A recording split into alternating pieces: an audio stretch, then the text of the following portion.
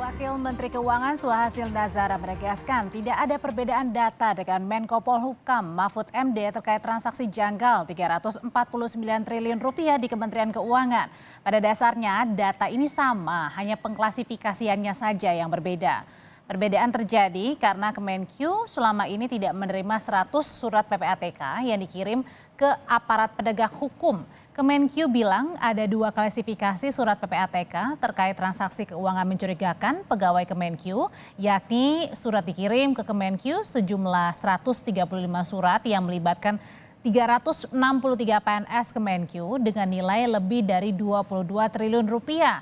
Dan yang kedua adalah 64 surat hanya dikirimkan ke aparat penegak hukum yang melibatkan 103 PNS Kemenkyu dengan nilai lebih dari 13 triliun rupiah.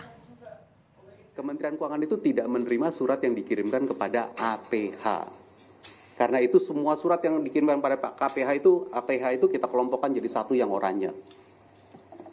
Nah, tapi sekarang kalau yang nomor 1, yang sebelah kiri, 1 atas itu kita pecah, mana di antara 35 triliun itu yang benar-benar dikirim ke Kementerian Keuangan, mana yang benar-benar dikirim ke APH, maka jadinya tabel yang sebelah kanan. Ada 2, dipecah 2. Yang 35 triliun itu dipecah 2.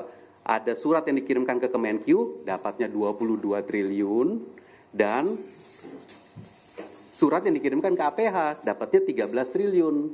Nilai totalnya berapa? 349,874 triliun.